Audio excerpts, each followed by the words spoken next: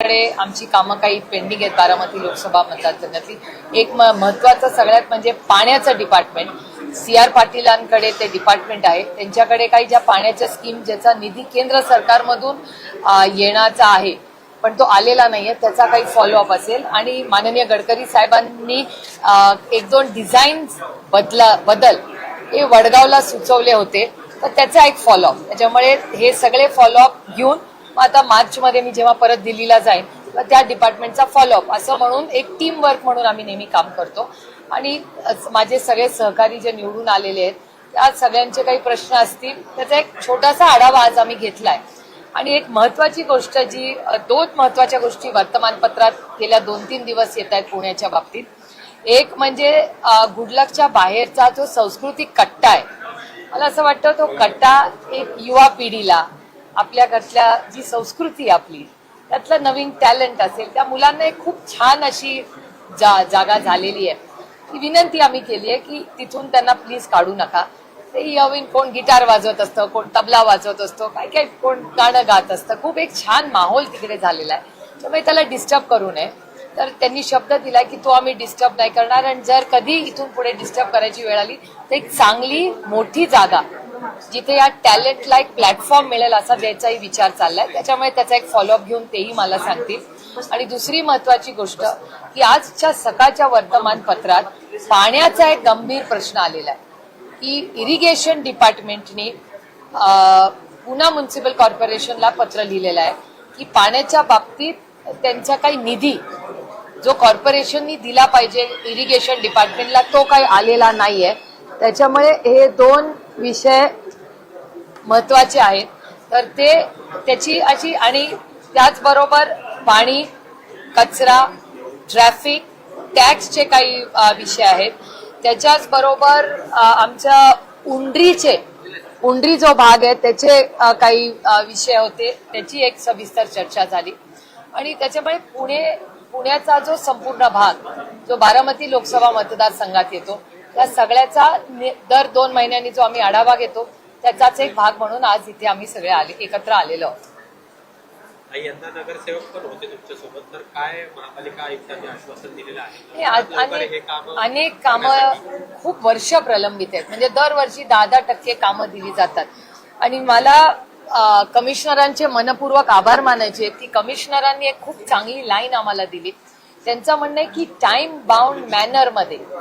Time bound मॅनरमध्येच एखादी project जर सुरू झाला तर तो टाइम बाउंड मॅनर मध्येच पूर्ण झाला पाहिजे. एखादी वास्तू उभं राहण्यासाठी 3 वर्ष, 5 वर्ष, 10 वर्ष लागतात, हे कुठेतरी थांबलं पाहिजे. आणि आम्ही मनपूर्वक त्यांच्या या नवीन अप्रोचचे मी आभार मानते की एखाद्या म्हणजे आता मी तुम्हाला सांगते वडगावला 2 आहेत. विकास नाना जेव्हा नगरसेवक झाले तेव्हाची गोष्ट, एक शाळा आणि एक ऑडिटोरियम अशा 2 वास्तूची सुरुवात झाली आहे. 10 वर्ष झाली आहेत, दोन्ही अपूर्ण. आणि काय होतं, बिल्डिंगची क्वालिटी खराब होते. मग जर वास्तू म्हणजे एवढे करोडो रुपये आपण टाकतो पण ते इनकम्प्लीट राहिल्यामुळे मेंटेनन्स होत नाही, पैसे वाया जातात ना. मग त्याच्यामुळे मी त्यांना विनंती केली आहे म्हणजे तुम्ही या प्रोजेक्टचा हाय प्रायोरिटी मध्ये घ्या. आणि असे अनेक ठिकाणी असतील त्याचा करा. एक टॅक्सचा इश्यू, त्यामुळे असे जे काही विषय आहेत आम्ही बरेच कन्सॉलिडेट केलेत, काही केंद्र सरकारचे, काही महाराष्ट्र सरकारचे. आणि हा पाण्याचा पण जो इरिगेशन खाता आणि PMC मध्ये ही जे अंतर आलेलं आहे, मी आजच माननीय मुख्यमंत्र्यांना पत्र लिहिणार आहे की याच्यात माननीय मुख्यमंत्र्यांनी तातडीने इंटरव्हेन्शन करणं गरजेचं आहे. त्यांनी लक्ष घातलं पाहिजे. आणि याच्यातून, कारण का इरिगेशन खातं आणि कॉर्पोरेशन हे एकाच सरकारमधले 2 भाग आहेत, त्याच्यातून मार्ग काढलाच पाहिजे. एक मिनिट, आधी सगळे कॉर्पोरेशनचे विषय सांगू आणि मग घेऊ.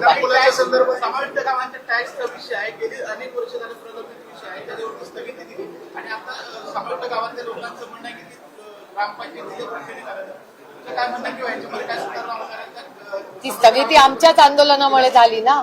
आम्हीच आंदोलनं केली म्हणून स्थगिती झाली. पुढे आता त्यांना आम्ही दिलेलं आहे पत्र त्याच्या बाबतीत की असं करू नका. मूलभूत सुविधाच नाही आहेत ना, टॅक्स कसला लावताय तुम्ही? कधी त्या भागात जाऊन जा. आता उंडरीला मी परत जाणार आहे पुढच्या आठवड्यात. मूलभूत सुविधाच पोचलेल्या नाही, टँकरनी अजूनही पाणी जाते, इन्फ्रास्ट्रक्चर नाही. अनेक ठिकाणी 10 टाक्या तयार आहेत पण यांची पाईपलाईन लास्ट माईल कनेक्टिव्हिटी जशी आपण ट्रान्सपोर्टमध्ये म्हणतो ती लास्ट माईल कनेक्टिव्हिटी न झाल्यामुळे आज त्यांना पाणी मिळत नाही. आता त्यांची काय चूक? हे प्रशासनाने केलं पाहिजे ना. तर ह्याचा फॉलोअप करण्यासाठी आपल्याला सगळ्यांनाच माहिती आहे, आपल्या सगळ्यांची याच वास्तूमध्ये दर 2-3 महिन्यांनी भेट होतेच. त्याचा एक फॉलोअप करण्यासाठी मी आज आमची अपेक्षा आहे की कराव्या, विनंती आहे. कारण का कमिशनर खरंच चांगले आहेत. अनेक वर्ष आम्ही त्यांच्यावर काम केलेलं आहे, इथे पण आणि दिल्लीला पण. त्यामुळे माझ्या त्यांच्याकडून खूप अपेक्षा आहेत. सिंहगडला काका आणि अनिताताई या दोघांनीही ते आणि डीपी रोड याच्या त्या मागे धायरीला पण तीच परिस्थिती आहे. तर सगळं एक्सटेन्शन आहे. आणि वारज्याच्या पुढचा जो वडगावचा जो रस्ता आहे त्याची एक लेन उघडतायत पुढच्या आठवड्यात. तर त्यांची माझी विनंती आहे की त्याच्यात एक डिझाईन चेंज जो गडकरी साहेबांनी सुचवलाय त्याचा एक फॉलोअप करणं गरजेचं आहे. कारण का तो ब्रिज जर एका बाजूनी जरी सुटला तर थोडासा प्रेशर तिथलं कमी होईल. पण प्रेशर पॉइंट तो जरी ईज झाला तरी पुढे कात्रजला येऊन प्रॉब्लेम आहेच. त्याच्यामुळे कात्रजच्या इथलं पण काम लवकर पूर्ण होणे तरच तो सगळा फ्लो पुढे राहील.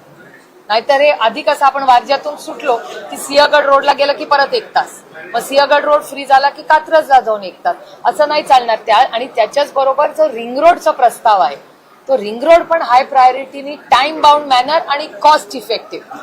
कॉस्ट एस्केलेशन होता कामा नये. मी नेहमी बघते की महाराष्ट्रात हा खूप मोठा नवीन चॅलेंज झालाय ज्याच्याबद्दल गडकरी साहेबही पार्लमेंटमध्ये बोलले की कॉस्ट एस्केलेशन हे प्रचंड महाराष्ट्रात होतंय. तर हे कॉस्ट एस्केलेशन का होतं प्रत्येक प्रोजेक्टचं? असं होता कामा नये ना.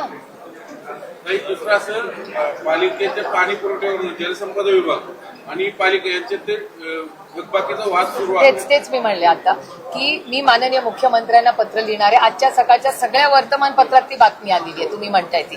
त्यामुळे मी त्याची चर्चाही झाली आणि मी माननीय मुख्यमंत्र्यांना आज पत्र लिहिणार आहे की एकाच सरकारचे 2 भाग कॉर्पोरेशन आणि इरिगेशन तेच कोर्टात आहेत. मॅटर इज सब ज्युडिस. असं कसं? त्याच्यामुळे अरे पक्षाचा विषय नाही, प्रशासनाचा विषय आहे. त्याच्यामुळे पक्ष कुठले असले तरी प्रशासन पण तेच आहे ना. तर प्रशासनाने एकामेकाला लढवण्यापेक्षा माननीय मुख्यमंत्र्यांना माझी विनंती राहील की तुम्ही पुन्हा म्युन्सिपल कॉर्पोरेशनला बोलून घ्या, इरिगेशन खात्याला तातडीने बोलून घेऊ, याच्यातून मार्ग काढावा त्यांना.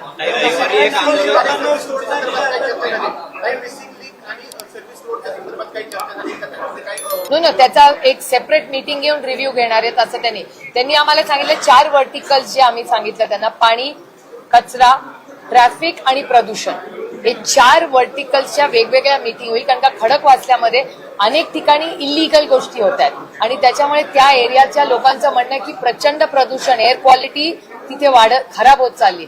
तर त्याच्यातही लक्ष घातलं पाहिजे आणि त्यांनी आम्हाला कमिटमेंट दिली आहे. आता मी त्यांनी जी 2-3 दिल्लीतली कामं सांगितली आहेत ती मी दिल्लीत फॉलोअप करून एप्रिल महिन्यात आम्ही याचा परत फॉलोअप घेऊ. या सगळ्यांना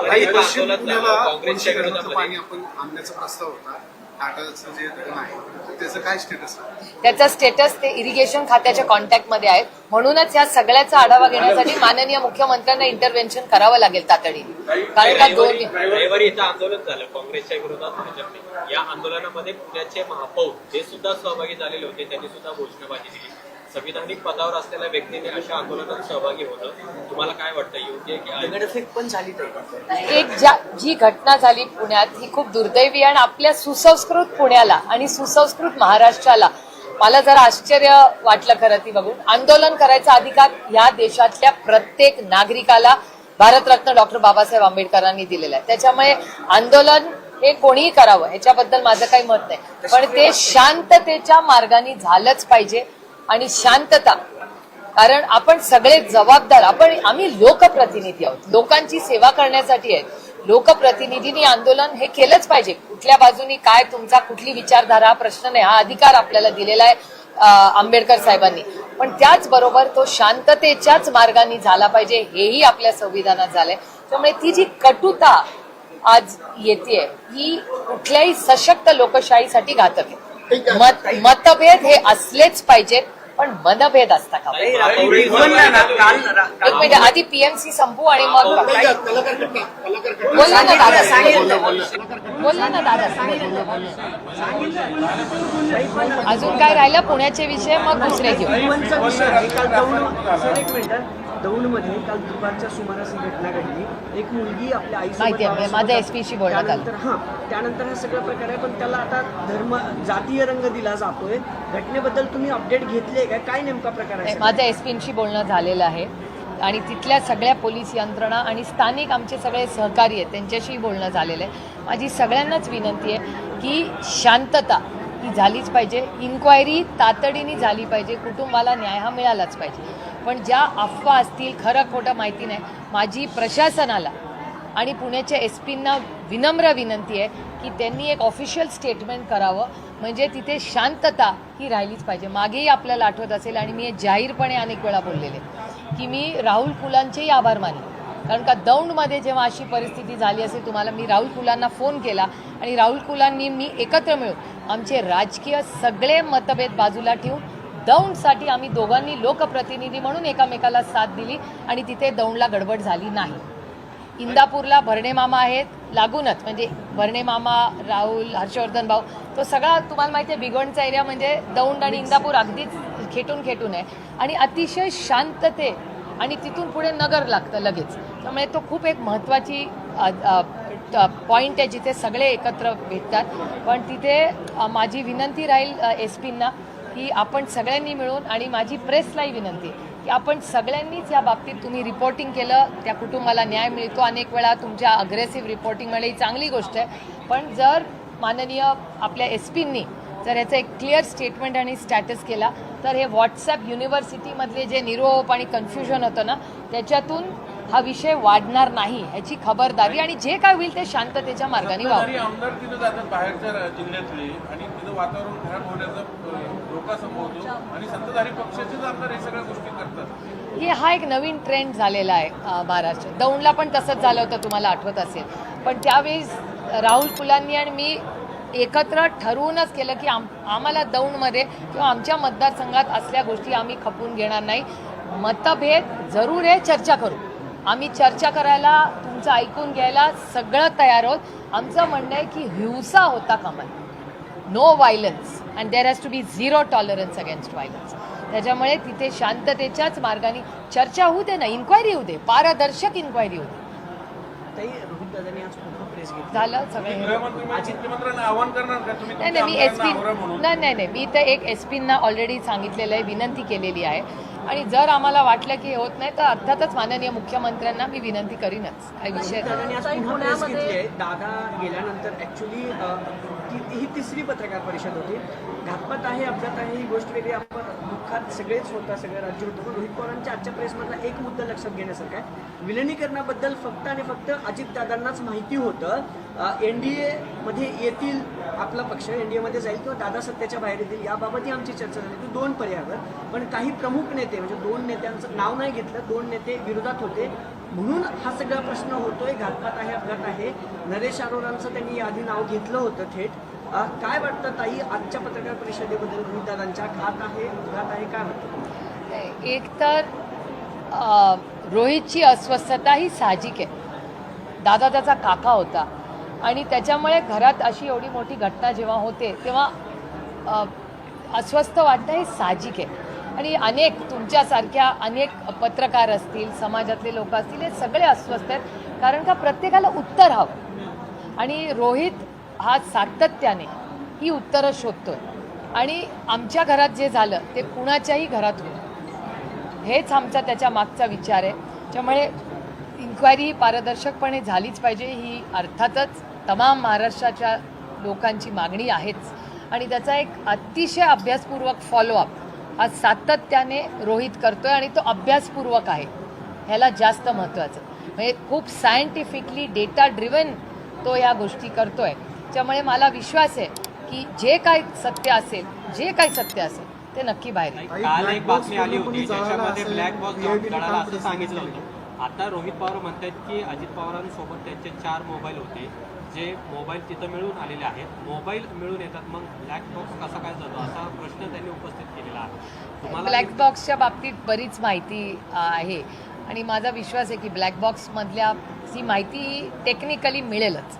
मला काही त्याच्यात अडचण वाटत नाही. त्याच्यामुळे ह्या ज्या बातम्या येत आहेत त्याच्यात हा किती तथ्य असेल हा एक वेगळा विलिनीकरणावर तुमचा स्टँड काय? तुम्ही दादांच्या लाडक्या होतात, अनेकदा तुमच्या दादांचं बोलणं व्हायचं, तुम्ही दादांना अगदी शेवटच्या क्षणी दादांसोबत अनेकदा बैठक झाली. विलिनीकरणावर तुमची काय चर्चा झाली? की दादांनी तुम्हाला काही सांगितलं होतं की सुप्रिया आपल्याला असं करायचं तसं करायचं? प्रेस पण झाली नाही तुमची. मी तुम्हाला खरं सांगू का, माझा भाऊ आज नाही. जे काय माझ्या भावाच्या मध्ये आणि माझ्यामध्ये झालं, हे माझा भाऊ इतका मोकळ्या मनाचा होता की तुमच्यासारख्या अनेक पत्रकार ज्यांची ते दादाबरोबर तुमची एक केमिस्ट्री होती. म्हणजे त्या प्रेस कॉन्फरन्सला तुम्हीच दादाला म्हणलात, दादा तुम्हाला म्हणलं का प्रे काहीतरी तुमचं पण आम्ही विचारलं की एक ताई उशिरा पोहोचल्या, तुम्ही पळताना दिसताय. असं काहीतरी एक हसत खेळत आपली ती प्रेस खूप छान अशी एक प्रेस झाली होती आपली, मला अजून आठवतं. आणि दादा फक्त माझ्याशी नाही, दादा तुमच्याशीही बोललेला आहे ऑफ, म्हणजे आता बघा ऑफ रेकॉर्ड पत्रकारांनाही दादा बोलले. त्याच्यामुळे अजून वेगळं मी काय बोलू, माझा दादा तर गेला आणि ते दुःख आम्हाला आयुष्यभर राहील. आता काय ते खरं खोटं करत बसायचं कुणाबरोबर? जे खरं आहे आपल्याला सगळ्यांना माहिती आहे, मला तर माहितीच आहे. आणि जे माझ्या आणि माझ्या भावामध्ये झालं ते माझ्या आणि माझ्या भावामध्येच झालं. आणि बऱ्याच लोकांना हे माहिती आहे का? नाही. ते आता कशाला उणी दुणी काढायची? चला उठा कामाला लागूया. आता दादाला सगळ्यात मोठी श्रद्धांजली असेल की कामाला लागा, हेच दादाचं आयुष्याचं ध्येय होतं. काही खालच्या कार्यक्रमी पुणे जिल्ह्यात तर पर्टिक्युलर आज तुम्ही बघितलं दोन्ही पक्षाचे कार्यकर्ते तुम्ही दोन्ही ठिकाणी भेट दिली. मी खालच्या लोकांना की विलिनीकरण हवंय दिसतंय ते आम्हाला सगळं, पण वरच्या 2-3 लोकांना नकोय. म्हणजे काय मला नाही माहिती बाबा. आम्ही सगळे एकत्र लढलो. आम्ही ऑब्जेक्टिव्ह ड्रिव्हन राजकारण करतो. आम्ही फक्त आम्हाच्या पत्रात काय मिळेल ह्याच्यासाठी राजकारण कधी केलं नाही आणि कधी करणारही नाही. आम्ही सेवक आहोत या देशाचे, या राज्याचे, या मतदारसंघाचे. आमच्या मतदारसंघात एका विश्वासाच्या नात्याने लोकांनी आम्हाला साथ दिली, निवडून दिलं. आमची नैतिक जबाबदारी आहे की त्यांचे प्रश्न सोडवावे, या गोष्टी साईडला होत राहतील. आमचं ऑब्जेक्टिव्ह काय आहे की आमच्या भागाचा विकास व्हावा, लोकांची कामं व्हावी, त्यांच्या सुखदुःखात आम्ही राहावं आणि त्यांना न्याय मिळवून द्यावं. ते आम्ही काम पारदर्शकपणे करतो.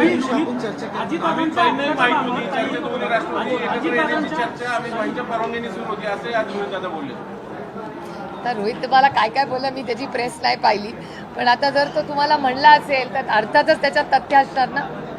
नाही, आदिवासींच्या अपघाताबाबत 100% हा घातपात आहे असं रोहित पवारांना वाटतंय. तुम्हाला देखील तसं वाटतंय? त्याच्यामुळेच आम्ही इन्क्वायरी आणि डेटा मागतोय ना. इन्क्वायरी म्हणजे अशा गोष्टी आता ज्या दररोज काहीतरी नवीन बाहेर येत आहे, नवीन माहिती बाहेर येते. त्याच्यामुळे आता प्रश्नचिन्ह सगळ्यांच्याच मनात व्हायला लागलेत ना.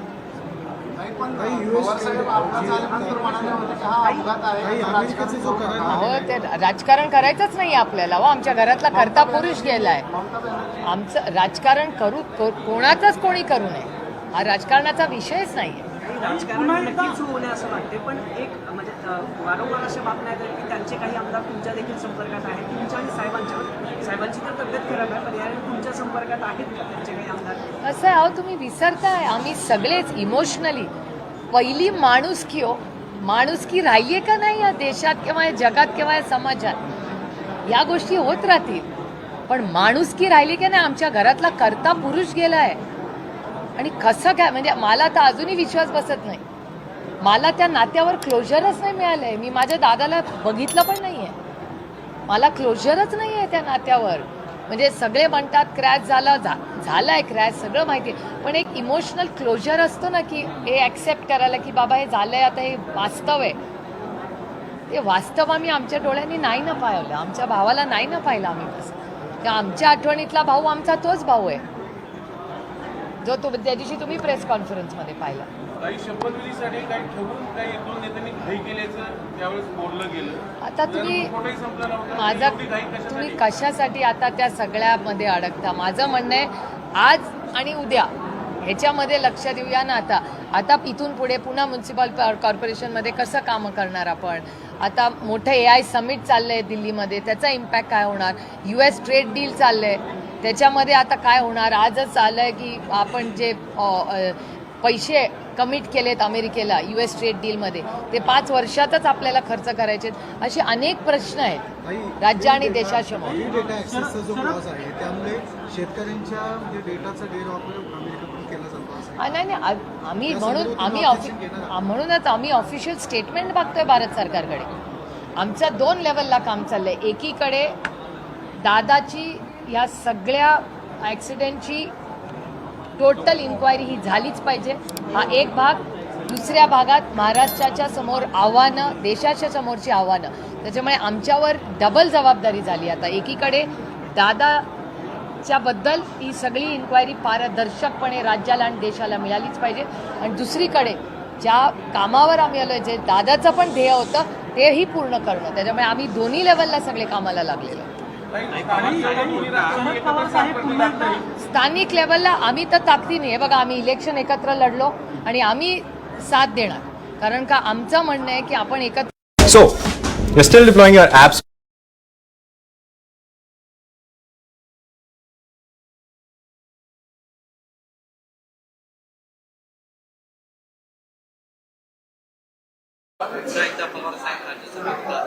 आता हे पुढच्या 8-10 दिवसात तो सगळा निर्णय होईल. अशी माहिती मिळते की पुन्हा एकदा महाविकास आघाडी म्हणूनच आम्ही सगळे एकत्र आहोत, आणि त्याच्यामुळे महाविकास आघाडीमध्ये आता सगळे मिळून पुढच्या आठवड्यात एक 8-10 दिवसात निर्णय घेतील. साहेबच असतील ना उमेदवार. तर 8-10 दिवसात त्यांना करू दे ना सगळ्यांना. सूत्रांकडून अशी माहिती समजते की काही पुन्हा एकदा शरद पवार साहेब राज्यसभेवर जातील. आता तुमच्या सूत्रालाच विचारा ना सगळं, मला कशाला विचार. काही पुण्याच्या बाहेर काही राज्य सरकारने आपला एक निर्णय घेतला 5%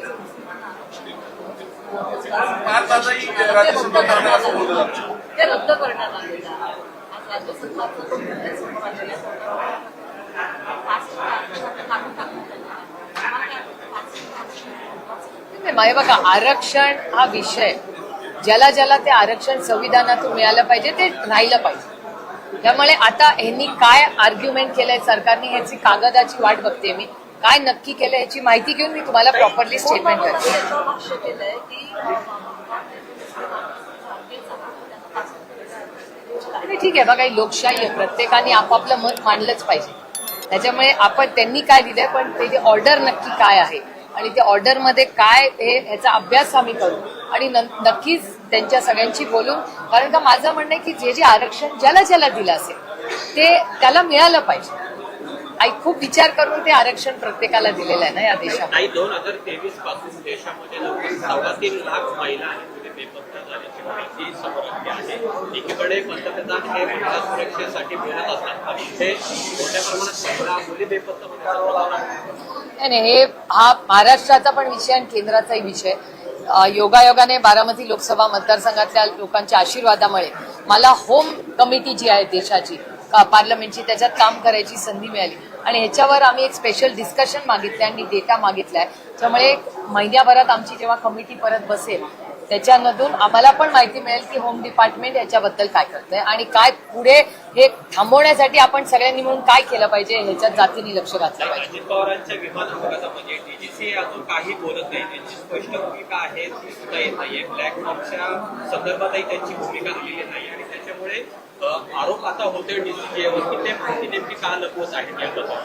मला असं वाटतं त्याच्या रिपोर्ट, म्हणजे दिल्लीच्या पेपरमध्ये आलं होतं की ते एक रिपोर्ट देणार आहे, त्यामुळे त्याचा एक फॉलोअप. आणि मी माननीय उद्धवजी, अरविंद सावंतजी, अनिल देसाई आणि काँग्रेस पक्षाचे मनपूर्वक आभार मानते की पार्लमेंटमध्ये, लोकसभेमध्ये याच्यावर चर्चा झाली पाहिजे आणि सरकारकडून एक स्टेटमेंट आलं पाहिजे.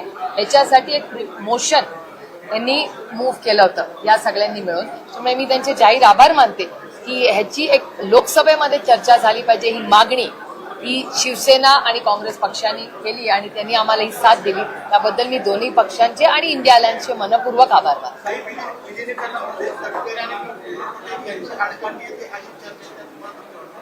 रामकृष्ण हरी. आता पुढे जाऊया.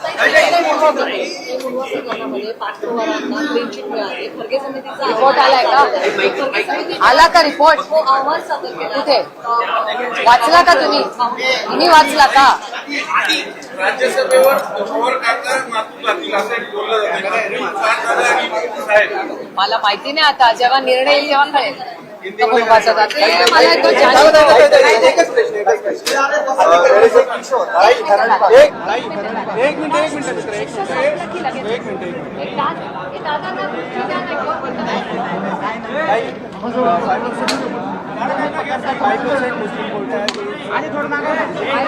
मुस्लिम